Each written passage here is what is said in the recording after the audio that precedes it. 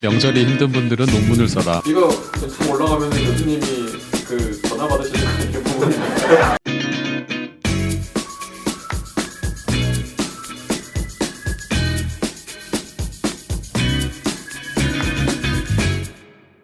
오늘 저희가 준비한 주제는 개발도상국에서 스타트업을 할 수 있을까? 라는 이제 궁금증에서 스타트업은 뭐 기존에 그냥 단순한 소상공인이나 기업 창업과는 다르게 기술 기반 창업을 얘기를 하죠. 전통적으로는 선진국 아이템, 그 중에서 특히 실리콘밸리를 중심으로 한 이 미국에서 강하게 이제 바람이 이제 불다가 우리나라도 어느덧 스타트업이라는 용어가 굉장히 익숙해졌죠. 그러다가 개발도상국, 우리 협력국들에도 스타트업에 대한 관심과 지원이 점점 늘어나는 것 같아요. 그래서 이 내용 갖고 한번 우리 얘기를 해보고요.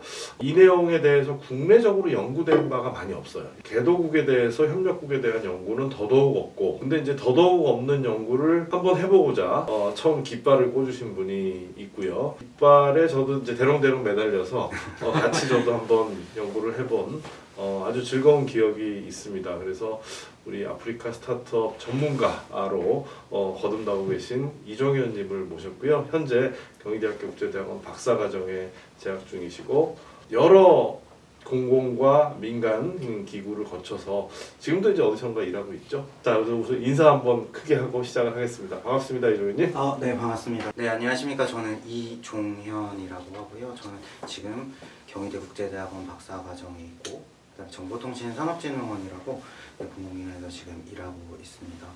아프리카 스타트업에 대한 국내 연구가 없고, 그 처음에 시작을 한 사람으로서 한번 열어봤다, 그런 의미로 제가 온 것 같고요. 우선 뭐 스타트업 관련돼서 연구를 작년 6월 정도에 교수님이랑 같이 진행을 했었고요. 간단하게 지금부터 시작하도록 하겠습니다. 네, 첫 번째로는 제가 스타트업에 대한 연구를 시작한 건 아프리카의 스타트업 열기는 뜨겁다, 핫한 의미이긴 한데, 이 지금 보고 계시는 부분이 지금 2020년 투자액을 나타내고 있는 겁니다. 스타트업에 대한 투자. 거의 한 3천억 가까이 되는 그런 투자 금액이 지금 케냐라든지 나이지리아라든지 뭐 남아공이라든지 이런 데는 지금 핫하게 하고 있습니다. 이 뜨거운 나라들을 보니까 영국 식민지들인데 이유가 있을까요? 아무래도 스타트업이 활발한 국가가 미국이고, 그 다음에 다음 활발한 국가가 아마 유럽 이런 쪽일 텐데요. 영어권 국가들이 영어권. 특징이 조금 있는 것 같습니다. 아무래도 뭐 투자를 할 때 언어적인 부분도 중요할 거잖아요. 설득을 해야 되는 과정이다 보니, 그러다 보니 투자자들도 영어권에 많이 진출을 하고 있는 것 같습니다.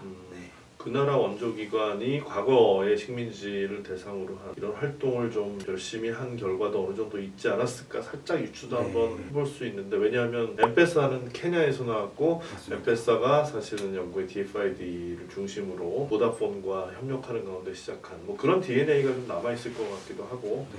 좀 더 조사를 해봐야 되겠네요. 그러니까요. 한국 같은 경우에 작년에 보니까 4조 정도 투자를 했더라고요. 근데 사실 많은 한국 분들이 아프리카 인터넷은 되냐, 뭐 회사는 있냐, 뭐 이렇게 생각을 하는데, 실제적으로 봤을 때 되게 많은 투자가 뭐 주미아 같은 나이지리아 스타트업의 경우에 뭐 미국 증시에 좀 상장을 작년에 했고요. 재작년 번째는 이게 어떻게 시작을 했는지, 그래서 제가 어떻게 열었는지를, 제가 작년까지 K-스타트업 그랜드 챌린지 홍보랑 접수 총괄 담당자로 좀 진행을 했었어요. 저는 관심사가 아프리카다 보니까, 그래서 아프리카 언론사나 이런 데 제가 컨택을 좀 많이 했고, 많이 없죠. 그래서 결론적으로 뭐 전년 대비 58%가 성장을 하게 되고, 특히 아프리카 같은 경우에는 2019년도에는 한 90개 정도 왔는데, 이제 작년 같은 경우는 300개 있었습니다. 그래서 압수 담당자를 할 때 제가 궁금한 것들을 설문조사로 좀 많이 받았어요. 이제 유효한 데이터들을 좀 많이 얻을 수 있게 되고요. 제 추석 때 이제 집에 내려가야 되는데 시간이 길잖아요. 연구를 하고자 교수님한테 이런 것 좀 한번 써보려고 한다라고 얘기를 드렸는데, 교수님이 이제 했던 말 중에 그냥 두면 격차가 더 커질 것 같다라는 얘기를 하시더라고요. 그래서 나중에 좀 국제개발학을 공부를 하고 있는 사람으로서 그만두면 안 되잖아요. 그래서 한번 해보자 했는데 시작만 했습니다. 사실 막 연구 뭐 논문이 막 좋거나 이런 거는 별개로 그냥 시작했다, 이런 것만 지금 의미를 두고 있는 상황입니다. 이게 그랜드 챌린지가 인바운드 프로그램이잖아요. 그죠. 그래서 전 세계에 있는 스타트업들이 한국에 와서 한번 해봐라. 라고 해서 여기에 이제 우리나라에 하나의 마당을 깔아주는 거죠. 여기 와서 실컷 재밌게 놀고 창업도 하고 너희도 돈을 벌고 한국 경제에도 좀 도움이 되는, 전 세계에서 스타트업이 어떻게 진행되고 있나를 빠르게 가늠해 볼 수 있는 재밌는 잣대가 된 것 같아요. 자연스럽게 서로 비교가 되는 거죠. 근데 이런 기회가 아니었으면 이 비교 인사이트가 안 생겼을 거예요. 근데 실제로 해보니까 너무 격차가 심하더라. 제안서의 질이라든가 그리고 분야, 그 다음에 스타트업의 컨셉, 유독 아프리카에서 온 내용, 이건 그냥 동네 소상공인 창업이네 라고 이해될 만한 것들이 대부분이에요. 네, 맞습니다. 네, 뭐 택배 회사 하겠다는 친구도 있고 뭐 생활 밀착형 창업이 많아서 이거는 너무 격차가 일단 심하고 그대로 두면 더 커질 것 같다라는 생각도 들어서 여기에 대해서 우리가 개발협력하는 사람들로서 문제 제기도 한번 해보고 원인도 진단해보고 어떻게 하면 수준을 끌어올릴 수 있을까 또 같이 고민해야 되지 않을까 하는 그런 생각이 저도 들어요. 이런 관련된 데이터를 좀 이제 제 궁금증에 의해서 먼저 수집을 했고 그거에 대해서 이제 논문을 한번 풀어서 한번 데이터를 해보자라는 생각을 좀 했었고요. 이제 주제 같은 경우에는 여러 번 바뀌긴 했지만 최종적으로 아프리카 학회 인바운드 창업 프로그램에 지원한 사하라 이남 아프리카 스타트업 연구 현황과 과제라는 주제로 저희가 진행을 했습니다. 이 목적 자체는 왜 아프리카 스타트업은 경쟁력이 없을까? 아까 교수님께서 얘기해 주셨지만 뭐 스크리닝을 하는 경우라든지 서류 평가를 봤을 때 아프리카 스타트업이 유독 약한 모습을 보이고 있기 때문에 이 부분에 대한 퀘스천을 좀 풀어가자라는 부분이 있었고요. 그다음에 국내 인바운드 창업 프로그램인 K-스타트업 그랜드 챌린지의 사하라이나 아프리카 스타트업에 대해서 뭐 정량이나 정성 분석을 통해서 경쟁력 현황을 보고 이제 국제개발 협력에서 시사점을 좀 발굴하자는 이런 특성도 가지고 있습니다. 저는 제가 사실 아프리카를 막 책으로 먼저 배운 사람은 아니에요. 저는 직접 가셨었어요? 아니 5년 전에 저는 아프리카 춤을 좀 배웠는데요. 만딩고 댄스라고 제가 몸치인데 네. 제가 춤을 배우면서 이제 스트레스를 풀고 막 고함도 지우고 막 그러면서 좀 그래서 저는 사실 몸으로 먼저 배웠거든요. 그래서 아프리카 쪽에서 관심을 가지고 있고 나중에 지금은 좀 한국에서 일하고 있지만 언젠가는 진짜 아프리카에 가서 스타트업 관련된 일이라든지 뭐 국제기구라든지 그런 데 일하고 싶은 열망을 가지고 있죠. 네. 저는 개인적으로 뭐 개인적인 이런 뭐 그게 관심이나 그런 열망이 없으면 그런 뭐 연구를 할 때라든지 일을 할 때 효율이 좀 안 오른다고 생각을 해요. 그래서 근데 그거 없이도 효율이 오르는 사람이 있어요? 없죠. 사심이 또는 인센티브가 더 좋은 말로 하면 그게 세상을 움직이는 힘이에요. 그게 개인을 움직이고 그게 세상을 바꾸는 힘이지 세상을 움직이는 건 그런 개인의 인센티브가 정말 중요하다. 그 사심 좋습니다. 네, 사실 계속 채워가고 있는 상황. 예. 그거의 첫 스타트로 시작을 하신 거죠, 그러면? 처음은 아닐 수도 있어요. 추석 때, 네. 설 때 네. 집에 가면 그렇게 귀찮게 하더라. 그렇죠. 그러니까 집에 가야 될 거 아니야. 나 바빠. 네. 나 바빠. 나 이거 해야 돼. 네. 응? 그럴 명분을 찾기 위한 거 아니었겠나 또. 그죠? 결혼을 안 한 이유는 박사 때문이다. 박사 때문이다. 네. 집에서 이제 그렇게 저한테 하는 얘기가 있거든요. 너 지금 공부할 때가 아니다. 장가갈 때다. 장가갈 때다. 왜 그렇게 학창 시절에 공부하라고 할 때는 안 하더니 왜 지금 이렇게 하냐 이렇게 얘기하는데 뭐 저도 뭐 여러 가지 이유가 있지 않겠습니까? 이거 유튜브 올라가면은 교수님이 그 전화 받으시는 거 아니에요, 부모님? 저희 부모님 그래도 우리가 평소에 보기 힘든 이런 훌륭한 친구들을 인터뷰를 통해서 많이 만날 수 있었고 그걸 또 잡아오는 역할을 되게 잘해요. 워낙 마당발이다 보니까 그거를 어떻게 이렇게 찾아오셨어요? 플랫폼 자체를 링크드인 플랫폼을 많이 활용을 했고 이제 되게 좀 고마운 건 이 사진에 있는 오지라는 친구한테 되게 고마운데 제가 재작년에 코트디부아르에서 진행한 이러닝 아프리카라는 행사에 갔었어요. 행사가 끝나면 리셉션이 있더라고요. 거기서 되게 많이 배웠던 것들이 나오는 거예요. 아프리카 춤을 막 추더라고요. 근데 저는 진짜 배운 춤이잖아요. 그래서 그렇게 놀았어요 그냥. 같이 가서 춤도 네. 추고. 몸부터 들이댄. 네, 뭐 TMI이긴 한데 이게 춤을 배우고 나 한국에서 뭐 나 아프리카 춤 배웠어 뭐 그렇게 얘기를 하니까 자기도 한국 가봤대요. 그 공연하는 애가. 그래서 보니까는 저의 아프리카 춤 강사님의 친구인 거예요. 또. 그래서 세상이 너무 좁더라고요. 그래서 그건 TMI고. 그래서 이때 리셉션을 끝나고 나서 이제 좀 기억이 잘 안 나는데 그 다음날 가니까 친구들이 자꾸 인사를 하는 거예요 저한테 막. 그 중에 한 명이 오지라는 친구랑 좀 친해졌고 이 친구는 나이지리아에서 스타트업을 이러닝 관련된 스타트업을 하고 있는 친구였고 이제 인맥이 쌓이면서 제가 만약에 필요한 부분이 있을 때 오지에게 그랜드 챌린지 홍보할 때 홍보가 잘 될 사람 있어? 라고 얘기를 했을 때 되게 오지랖이 넓어서 다 가르쳐 주는 거예요. 그래서 그 오지가 오지랖에 오지. 그런 거 같아요. 그래서 이 친구가 되게 아직 이겼습니다. 네.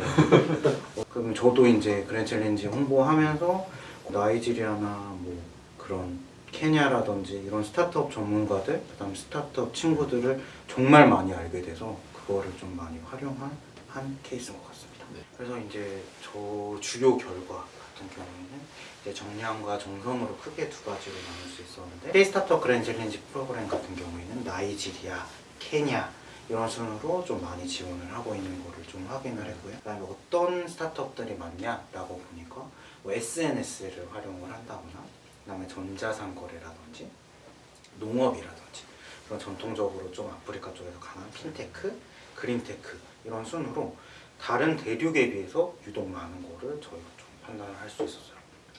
아프리카에서 핀테크가 왜 유독 강하다고 말씀을 해주시는 거죠? 왜냐하면 그런 일반 시중 은행들이 많이 없는 상황들을 이제 알 주고받고 하는 느낌처럼 대부분의 사람들이 뭐 엠페사라든지 모바일 머니를 활용하고 있는 그런 상황이고 사실 서아프리카 쪽은 계속 그 사용률이 점점 올라가고 있는 것 같아요. 케냐 쪽은 이미 높았고 서아프리카 스타트업들 나이지리아라든지 가나라든지 이런 핀테크 업체들이 투자를 좀 많이 받는 그런 경향도 있는 것 같습니다. 그 전통적인 금융 서비스, 우리가 은행 가서 창구에 앉아서 네. 통장 거래하는 뭐 이런 서비스가 전무하다고 보면 되겠죠. 아프리카는. 우리나라는 그나마 그 인프라가 오래전부터 잘 깔려서 너무나 자연스럽게 금융 서비스를 불편 없이 이용을 하는데 아프리카에서는 그게 거의 없었다. 그래서 이제 금융 접근성이 있는 사람의 비율이 지극히 낮은 거죠. 아주 대도시에서 일하면서 정규직 직업을 가지고 있는 고소득층, 상대적인 고소득층 이외에는 뭐가 필요하면은 그냥 돈을 싸들고 가야만 했죠. 이게 얼마나 위험하고 사실은 불편한 일이에요. 그러니까 그게 이제 경제를 침체시키는 큰 요인이 돼서 일종의 통신 수단을 활용한 이 화폐 기능이 이제 전화 안으로 이제 들어오게 된 거. 그게 뭐 스마트폰도 아니에요. 투지폰 가지고 이렇게 맞습니다. 따까 하면은 이제 공과금도 낼 수 있고 이체도 할 수 있고 여러 가지 그런 금융 수단이 새롭게 나오면서 금융 접근성이 개선되니까 그 단계를 뛰어넘었죠. 네. 이걸 기반으로 한 다양한 이제 핀테크 상품들이 오히려 더 활발하게 상대적으로 나온 거 아닌가. 한국에서는 활발한 것들을 그 나라에 넣고 대체할 수 있는 것들이 많이 활용이 되고 있다. 저도 몰랐던 것들이라서 되게 좋은 인사이트인 것 같습니다. 네, 그리고 뭐 아프리카가 되게 젊은 대륙이라고 하잖아요. 나이지리아 평균 연령이 20대로 저는 알고 있는데 그만큼 CEO 연령도 상대적으로 젊은 통계가 상대적으로 조금 진입장벽이 있는 B2B보다는 B2C 스타트업들이 좀 많은 경향도 좀 있었던 것 같습니다. 경쟁력을 좀 네. 봤어요. 그래서 보니까 1차 스크린이라고 해서 저희가 항목이 한 11개 정도 될 건데 뭐 다른 나라 언어로 썼거나 영어가 공식 언어거나 너무 막 짧게 썼어요. 한국에 오고 싶은 이유가 뭐야? 좋아서 약간 이런 식으로 적으면 안 되잖아요. 그 이유가 좀 평가를 할 만한 게 있어야 되는데 특히 아프리카 같은 경우에는 1차 스크리닝 통과율이 좀 낮았어요. 1차 스크리닝을 통과한 기업들의 서류평가는 어떨까를 봤더니 서류평가도 사실 타 대륙에 비해서 그리고 소득분위가 비슷한 타 대륙에 비해서도 좀 낮은 특성을 가지고 있어요.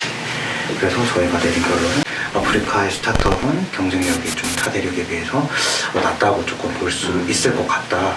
이 프로그램을 봤을 때. 이게 결론이죠, 그러면? 네. 네. 왜죠? 네? 그러니까 이제 창업 생태가 미성숙하더라. 아직 그 형성이 잘 안 돼 있는 거죠. 지금 활발하게 형성이 되고 있는데 네. 아직까지 뭐 투자라든지 그다음에 그런 인프라라든지 프로그램이라든지 이런 부분이 아직까지는 지금 좀 스타트업 생태계가 미흡하다. 그러니까 결국에 돈을 투자해줄 하나의 플레이어가 있어야 되고 또 키워줘야 될 플레이어가 있어야 되고 참여해야 될 플레이어가 있을 텐데 그 참여하고 싶어하는 플레이어들 많은데 이 다른 거를 구성해주는 요소들이 그리고 많이 비어있는. 뭐 우리가 교육의 문제점도 지적하고 아이디어의 부재도 많이 얘기하지만 아프리카 친구들하고 얘기하면 가끔씩 번뜩이는 아이디어를 가지고 우리한테 다가오는 친구들이 분명히 있어요. 예? 그게 많이 사장된다는 그 창업 지원 자금이 없으면은 그게 사장될 가능성도 있고 혹은 해외 기회를 찾아가지고 나가는 그런 친구가 하나 나가는 게 어찌 보면 더 두뇌 유출이 아니런지 실리콘밸리에서 보고 야 너 똑똑하네 일로 와 그래서 여기 살아 그리고 우리가 다 내줄게라고 하면 그냥 미국 사람 돼버리는 거죠. 저 실제로 인터뷰할 때도 약간 이주를 이주를 다 꿈꿔요. 계획하는 친구들도 있어요. 좀 잘 되면은 이주를 다 꿈꿔요. 그러면 뭐예요? 결국은 이제 격차를 더 벌리는 요인이 되는. 근데 보다 현실적으로는 생태계가 하루아침에 이게 만들어지는 게 아니니까 맞아요. 뭐 그런 훌륭한 친구들이 있으면 해외에서라도 창업하는 게 오히려 더 현실적인 방안일 수도 있어요. 맞아요. 근데 다만 이 친구들이 나중에 어느 정도 성공해서 다 회귀 본능이 있거든요. 자기 보호구에 가서 기여하고 싶은 마음도 있고 우리나라 경제를 또 일으킨 데에도 유럽이나 미국, 일본에서 성공했던 분들이 여러 가지 아이디어를 가지고 다시 돌아와준 것도 있거든요. 그렇게 돌아올 수 있게 있게 뭔가 풍토를 빨리 만드는 게 되게 중요하다. 그러니까 일단 나가실 분은 나가시되 언젠간 오시라 컴백홈 하게끔 여러 나라도 살만한 환경, 그다음에 비즈니스가 성공할 환경 만들어주는 게 되게 중요하더라. 그러니까 결국에는 이게 부족한 부분, 이렇게 뭐 배울 수 없고 이런 부분들이 개발 협력적으로 우선 한국에 와서 좀 배우고 그러니까 창업과 관련된 기술을 좀 배울 수 있는 기회도 좀 받고 또 한국에서 요새 취창업 이렇게 프로젝트 많이 해주니까 그런 걸로 지원들을 이런 쪽에 좀 맞춰서 해주면은 좀 더 이 수요에 맞게 제공되는 측면이 있을 것 같아서 이거를 나중에 사업들에 좀 반영을 해보면은 좋을 것 같아요. 저희가 시사점으로 얻었던 건 뭐 스타트업들이 실제적으로 사회에 문제를 해결하고 있더라. 그래서 긍정적인 효과도 있더라고.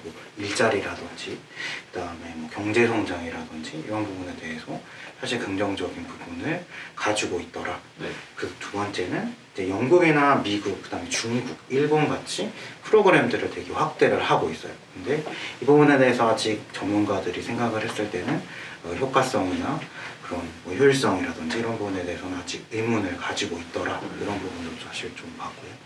그다음에 마지막으로 이제 현지 정부에서 지원 정책은 아직 미흡하더라. 그다음에 개선점이 필요하더라. 라고 해서 저는 뭐 ODA 사업이 확장될 때 주요 팩터라든지 이런 부분을 잘 본다면 효과적인 프로그램을 한국에서 진행할 수 있지 않을까. 우리가 뭐 맞게 들어가는 것 같기는 합니다. 지금 그런 점에서. 그리고 이제 그랜드 챌린지도 한국에 온다는 것 자체가 굉장한 인센티브일 수 있죠. 일단 선정만 되면 참 좋겠는데 언제쯤 될까요? 키워봅시다. 사하라이나 아프리카 스타트업은 상대적인 경쟁력이 낮고 그다음 개별국가 생태계 특성에 맞는 접근이 필요하다. 좀 당연한 얘기긴 하죠. 그리고 두 번째로는 사하라이나 아프리카의 스타트업은 교육과 지역 투자가 부족한 현실이고 그다음 프로그램 지원 확대가 필요하다라는 부분. 그리고 세 번째는 현지 인큐베이터나 엑셀러레이터가 사하라 이남에 아프리카 테크허브 내에 확산되고 있는데 프로그램 현지화 개선이 지금 많이 필요한 상황이다라는 부분을 통해서 저희가 이제 뭐 현재 지금 타 대륙에 비해서 아프리카가 부족한 부분이 있긴 하지만 성장 가능한 큰 시장이기 때문에 저희도 ODA적으로 접근이 필요하다라는 부분을 저희가 시사점으로 한번 열어본 것 같습니다. 사실은 뭐 아프리카 스타트업은 다 이래 라고 하는 게 되게 무리가 있긴 하거든요. 무리가 있긴 하지만 이런 연구가 사실 많이 없는 상황에서 저희가 그냥 사하라이나 아프리카는 이런 조금 특징을 가지고 있고 향후 제가 국가별로 심층 연구를 하겠다라는 부분에 포부로 한번 열어본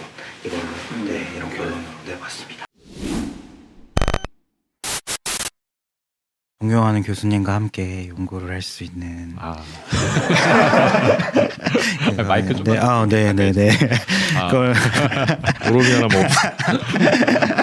뭐 빨리 김영란법에서 그러게요. 네, 일단 그거뿐만 아니라 뭔가 제가 관심 있어 하는 부분에 대해서 계속 알아가는 게 저는 되게 좋더라고요. 그래서 뭐 명절이나 이럴 때 특히 뭐 핑계가 될 수 있다는 그런 장점들도 좀 있는. 명절이 힘든 분들은 논문을 써라. 근데 석사 때 논문을 쓰려고 하다가 못 쓰고 졸업을 했어요. 약간 빈칸을 남겨두는 게 조금 그랬었어요. 근데 나 이제 논문 썼다. 이제 뭐 그래서 이직할 때 한 줄 쓸 수 있겠다. 약간 이런 생각들. 어려웠던 점은 이제 연구할 때 조금 어려웠던 점인데요. 근데 뭐 인터뷰 내용이나 결과라든지 이런 부분을 좀 달라고 하면 안 되는 경우가 많은데 사실 이 부분은 제가 좀 간과했던 부분이 있었던 것 같아요. 제가 먼저 PC로 작업하는 거를 베이스로 가다 보니까 오히려 이 친구들이 답하기도 좀 어려웠고 이런 이슈들도 좀 있었지 않나라는 생각을 했었던 것 같고요. 그다음에 이제 어렵게 이제 그랜드 챌린지를 하면서 인맥을 쌓았는데 이제 좀 쌓았던 인맥들이 사실 조금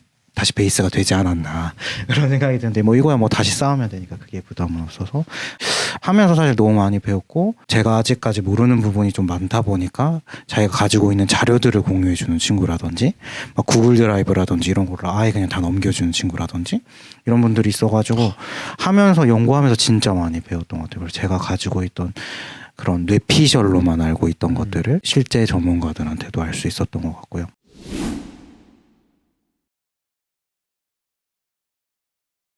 네, 제가 요즘에 막 블로그를 되게 열심히 하고 있는데 네네. 제가 구독하고 있는 분 중에 한 분이 이제 나이지리아에서 주미아에 입점을 해서 밴더를 진행하시는 분도 있더라고요. 근데 공식적으로는 뭐 수수료가 뭐 7%다. 부가적으로 나오는 그런 뭐 지원 그 금액을 내야 되는 것들이 되게 많대요.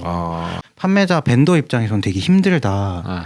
근데 또 반대로 얘기를 했을 때는 근데 주미아가 성장을 할 수밖에 없다. 네. 왜냐하면 그런 수수료 체계나 이런 부분에 대해서 개선을 하고 있는 게 사실이고 그다음에 아프리카 시장에서 거의 독점적으로 지금 확대를 하고 있는 아프리카 아마존이기 때문에 입점을 해야 장점이 있는 것들도 분명히 있거든요. 그래서 걔네가 인프라를 쿠팡처럼 계속 구축을 하고 있기 때문에 주미아를 알리바바로 봐야 돼요? 아마존으로 봐야 돼요? 아니면 쿠팡이 맞나요?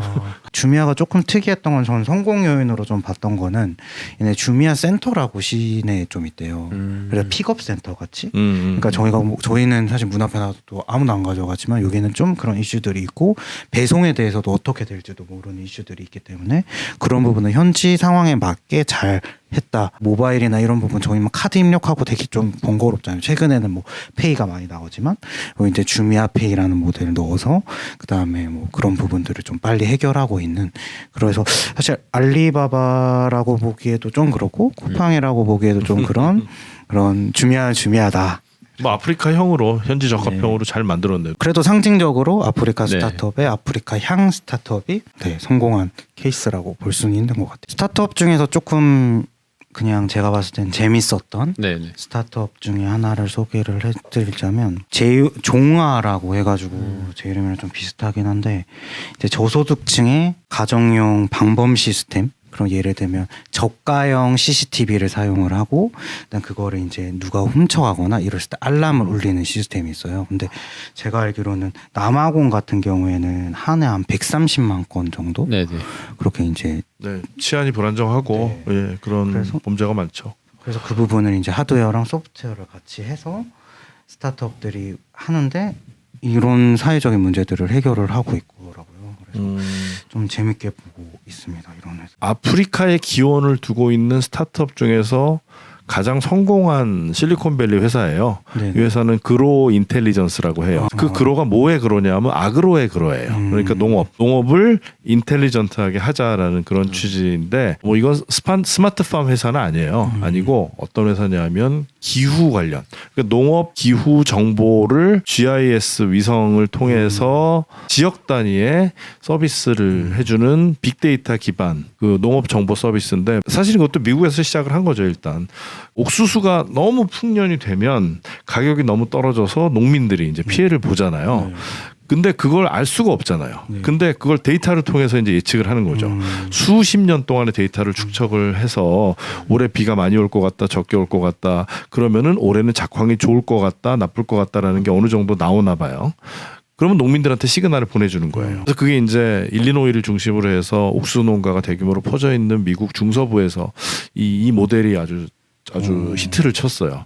근데 이걸 처음에 개발한 친구가 에티오피아에서 자라서 교육받고 미국에서 미국으로 이주한 여성 CEO입니다. 네. 농업이 좀 잘 돼야 먹고 사는 기본적인 게 해결이 되는데 그 기후 리스크가 너무 크다는 거를 그때부터 절절히 느끼면서 자랐던 거예요. 그러니까 이제 그걸 어떻게 해결해 보자. 뭐 데이터를 통해서 해결해 보자. 수학을 굉장히 잘했나 봐요. 그래서 데이터를 통해서 해결해 보자라고 해서 이제 실제로 그 실증을 미국에서 많이 했고 투자도 많이 받았고 아주 성공적인 모형으로 안착을 해서 그거를 이제 아프리카에 적용을 하고 있어요. 비단 비즈니스가 아니다 이거는. 아프리카 스타트업 비즈니스를 넘어서 사회경제 발전과 맞닿아 있고 우리 글로벌 커뮤니티도 같이 동참하는 노력을 앞으로 더 많이 보여줘야 되지 않을까 생각이 됩니다. 네. 아프리카의 스타트업을 더 발전시켜 나가려면 지금 우리나라에서 지원하는 형태로서만 멈출 게 아니라 뭔가 좀 더 발전이 필요한 측면이 있을 것 같거든요. 인프라가 부족하거나 지원이 부족한 부분들이 있는데 저는 개인적으로 좀 개발 협력적으로 보자고 하면 우리나라 기업들 중에서도 가끔 이렇게 아프리카 쪽에 진출을 꿈꾸시는 분들이 분명히 있거든요. 네. 근데 그러니까 이런 기업들을 잘 리스트업을 해놓은 상태에서 이게 뭐 아프리카 쪽에서는 뭔가 이런 기술을 만들려고 하는데 네. 우리나라에서도 이런 기술을 갖고 이렇게 스타트업을 한 다음에 외국에까지 진출하고 싶어하는 분들이 있다고 하면 그거 매칭을 해주고 그거에 관련된 좀 펀드를 준다든지 네. 뭐 그런 식으로라도 지원이 될 수 있다면 좀 다른 모델의 개발 협력이 될 수 있지 않을까? 왜냐하면 저희가 원조로서는 해결할 수 없는 사회적 문제들이 많으니까 그거를 이렇게 해결해도 꽤 나름 좋은 해결책이 될 수 있을 것 같아요. 보통 오픈 이노베이션이라고 해가지고 독일 같은 경우에도 약간 그런 대기업들이 원하는 것들에 대한 기술이라든지 그런 걸 지원해. 올려놓고 스타트업도 자기네 기술들을 올려놓고 그런 플랫폼을 정부에서 하더라고요. 그래서 이제 매칭을 스스로 하게 하는 거죠. 결국 원조기관의 역할이 중요한 것 같아요. 그래서 우리가 뭐 창업 보유 프로그램 직접 하는 것도 중요하지만 기회를 주는 우리도 창업 생태계가 있고 그쪽도 작게나마 창업 생태계가 있으니까 둘을 어떻게 결합한 글로벌 생태계를 유기적으로 돌아갈 수 있게 지원해주는 결국 많이 만나게 해주는 게 되게 중요하고 담당자의 역량도 되게 중요한 것 같은데 그런 프로그램 있으면 제가 하면 좋을 것 같은데. 굉장히 뛰어난. 네.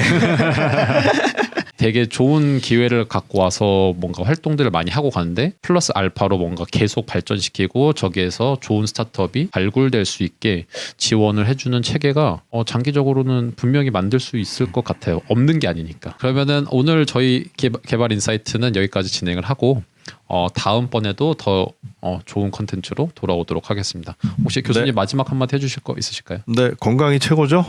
건강하게 2021년 좋은 성과 있기를 바라겠습니다. 네. 그래서 뭐 올해도 좋고 내년에도 좋고 빠르게 또 아프리카 진출을 해서 실제로 좋은 모습 또 그 가능성 잘 발견할 수 있었으면 좋겠어요. 네.